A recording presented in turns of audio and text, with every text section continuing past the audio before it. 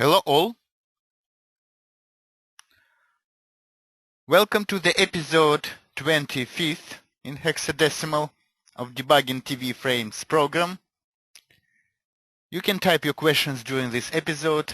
If I can't answer particular questions now, I then post answers on the website debugging.tv.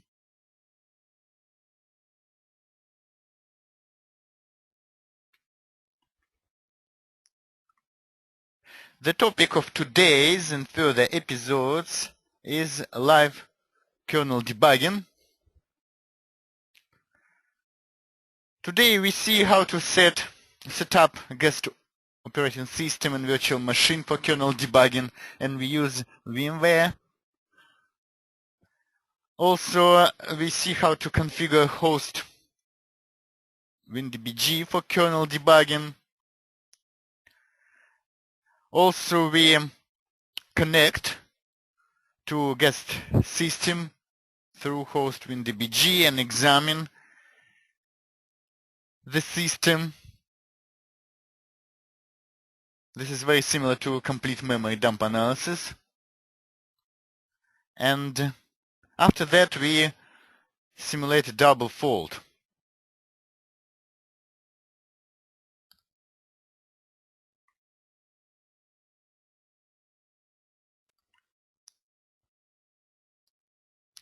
So first of all, I have a virtual machine running here. First of all, I show you that we choose the simplest way through COM port that is communicated through pipes. So the first of all, we create a serial port through add menu. So we create a serial port, and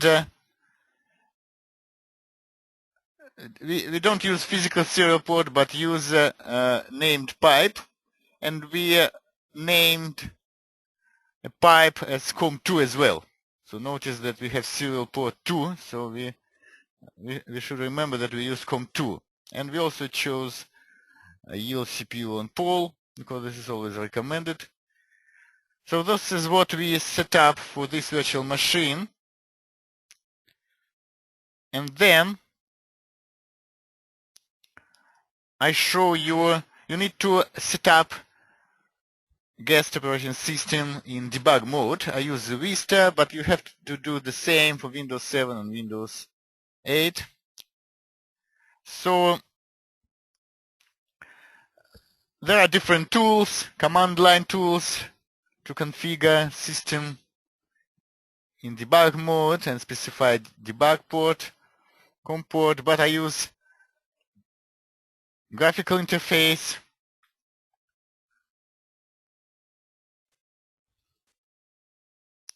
msconfig tool, and here in system configuration in boot advanced options, I specify debug, chose debug port as COM2, and I reboot it. Now what we do, we shut down this operating system.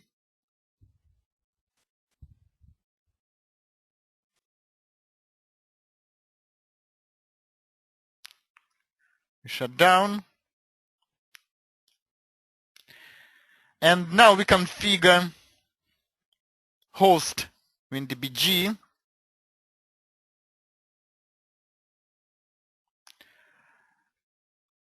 We use, this was Windows 64, so we use 64 WinDbg. And here in kernel debug, we choose COM and specify port, but port is pipe. So we use the same name, the same pipe name, and we specify this as a pipe. And we connect on errors, and OK. So now WinDbg starts listening. So you see that waiting to reconnect. So what we do now is switch to VMware and power this virtual machine. And upon system startup, when kernel debugger starts, some module start during this system startup, host WinDbg is able to connect, and we can examine our operating system during startup, early phases of startup. So what I do, I power this virtual machine. Let's watch what's going on in our host WinDbg. You see, kernel debug connection was established.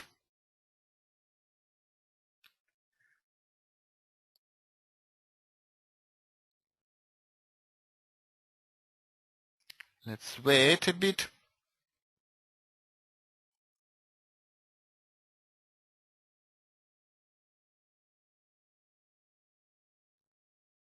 Take some time.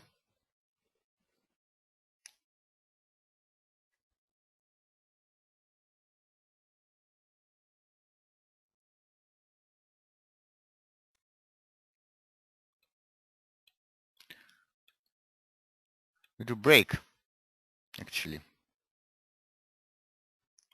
So what we do, we broke into system startup.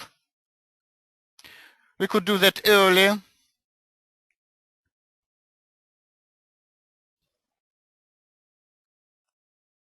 Like we do with crash dump analysis.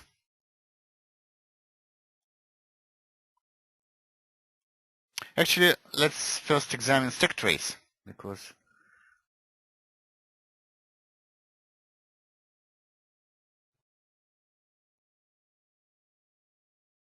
so this is our stack trace. But if we set up symbols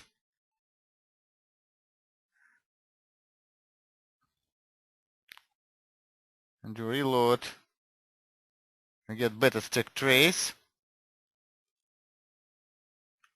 The offsets seem to be very big for kernel functions. So now if you repeat this, now we get the same stack trace. So it seems to be symbols were set up previously. So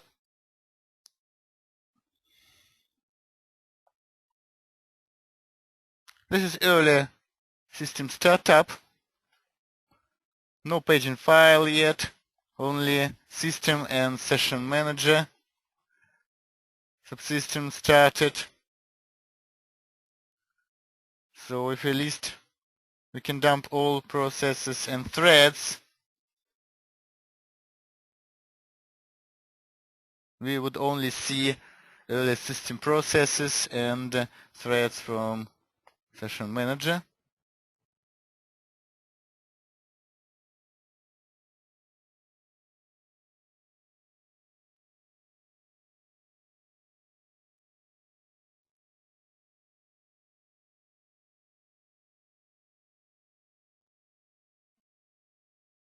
And you see that some threads were caught in the middle of NTFS work, so the system has been initialized.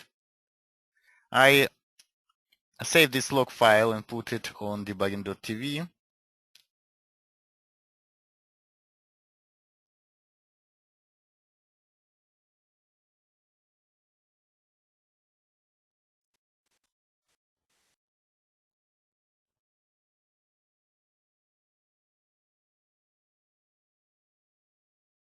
So let's wait, should finish soon.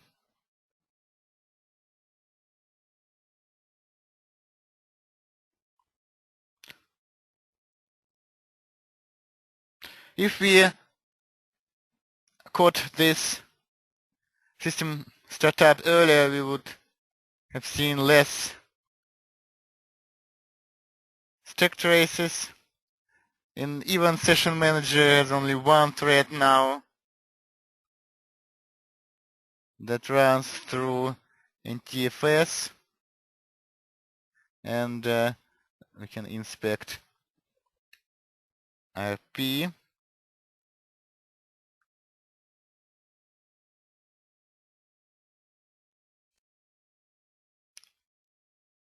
and see what file object is accessed.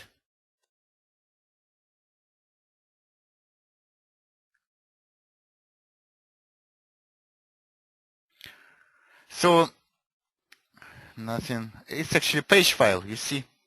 Session manager was caught working with page file.sys. So continue with this. What we do now, we say go, and system continues its initialization. Let's wait until it is fully initialized.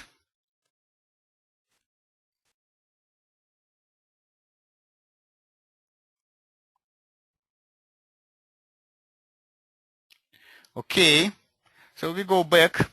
So what we do, we now we run a process, notepad, then we go back and do break.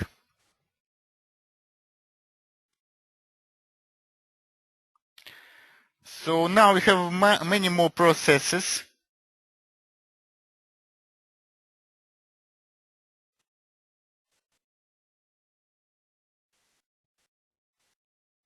Instead of 2 during session initialization. And we can now inspect this process.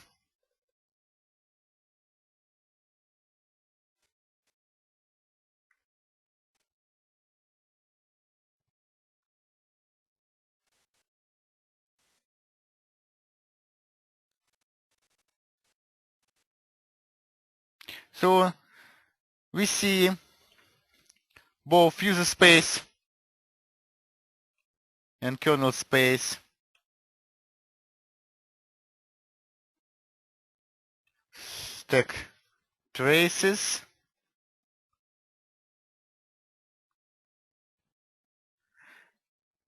and we can put breakpoints.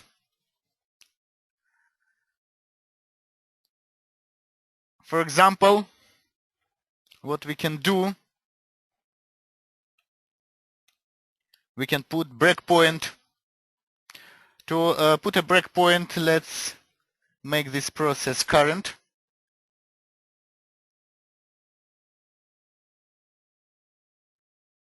For example, and also we could actually make this thread current.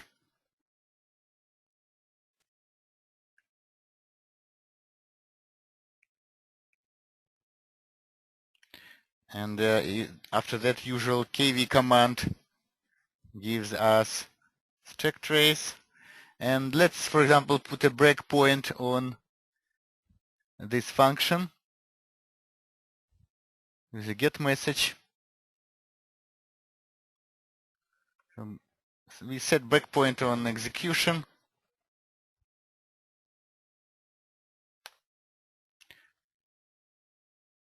And if we continue, most likely the system will break in again because of that message loop in Notepad. Again, you see it happened. Breakpoint was hit.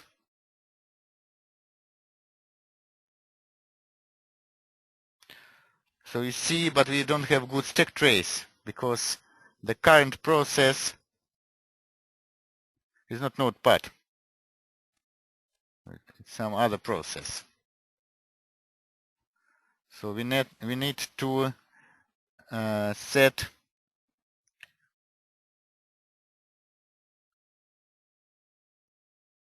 the thread current, still the same thread, and then we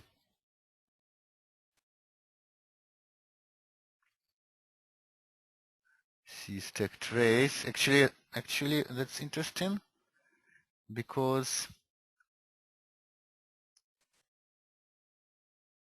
let's repeat.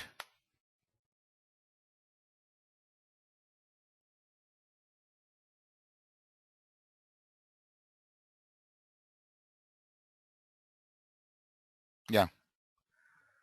So that was probably from a different get message. So anyway, so you see, we repeat again. Breakpoint is key.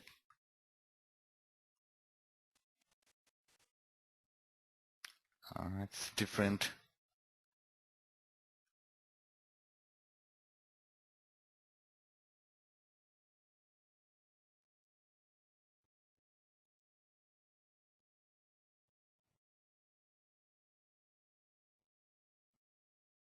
What's the current thread? It's Explorer. So you see different processes. You see different processes.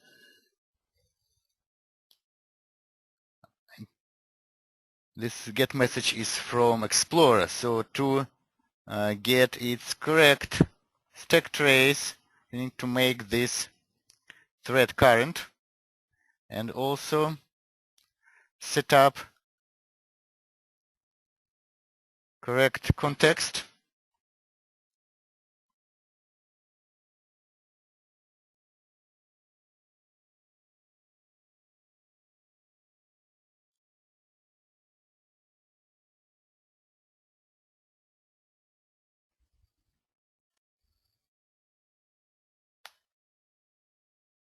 So we now get the proper stack trace. So what we do, we clear now breakpoints. And what we do, we continue execution. And what we do now, we attach WinDbg to that process, notepad, inside guest system.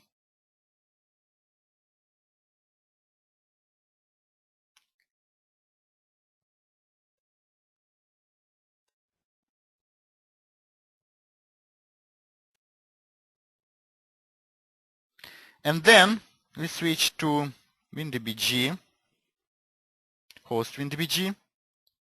We do break. Now we list processes. Actually, now what we do, we list threads from notepad process again. Now we have a WinDbg attached to it, and this WinDbg inside guest created an additional thread that I put a breakpoint. So there was an exception, breakpoint trap. The whole process was suspended. And we see that the other thread was also, the main thread of notepad was suspended as well. So now, suppose we want to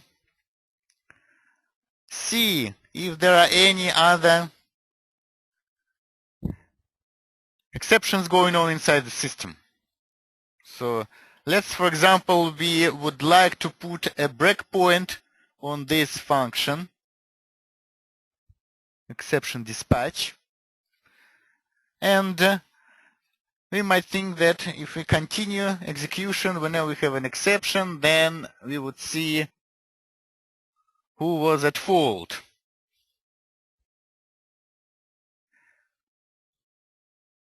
So what we do, we put a breakpoint on this function. So yeah, I put wrong address. So I put a breakpoint on this function.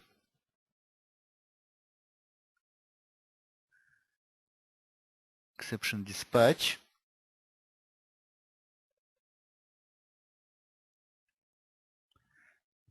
Let's list. And then we go. So, but unfortunately what happens, we see something else.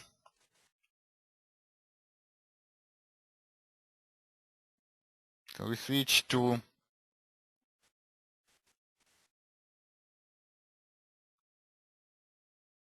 and it's frozen. Switch to virtual machine, it's frozen. We go back and we see a fatal system error occurred.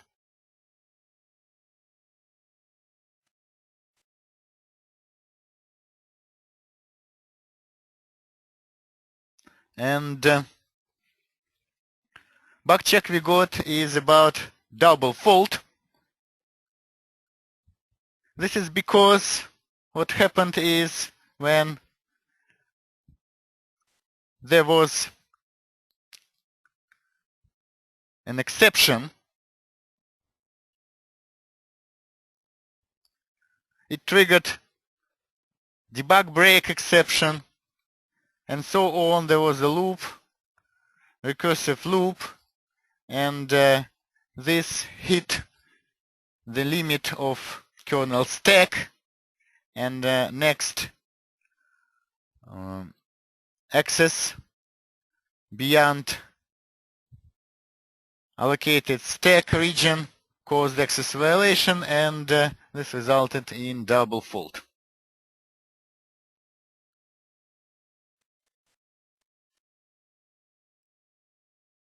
So what you see is what initially happened. There was invalid opcode fault in security processor species, and it was supposed to be intercepted probably and handled, but exception dispatch was trapped by debugger, and this caused and this function called exception dispatch again, and this was trapped by debugger, and so on. So we got this recursive call that culminated in reaching stack region boundary, and we finally got double fault bug check. So what happens here if we type go? We never come back, because then bug check will continue with blue screen.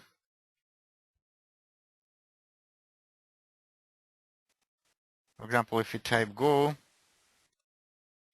then we get blue screen inside virtual machine. The whole virtual machine would be frozen, and we would never come back to debugger, host debugger. So, and this might slow down this machine, so I won't do this. So this is all for this demonstration. So you should be very careful when setting up breakpoints in a live system. So going back to our presentation, I put all these screenshots so you can later download this PDF. So virtual machine setup, guest operating system setup, host WinDbg setup, double fault stack trace. The same add slide as in the previous.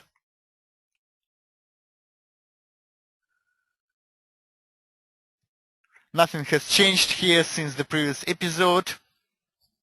So next week there is a free webinar about philosophy of software diagnostics, and in a month's time we have also a free webinar about using software narratology to analyze network traces, and then we also have upcoming trainings. Oh, that's it, and the final slide. So thank you for watching this episode. Please later check out the slides and recorded video, and I also put WinDbg log on debugging.tv. And the next episode should be in 2 weeks. We continue with live kernel debugging. So thank you very much for watching this episode. Thank you and bye-bye.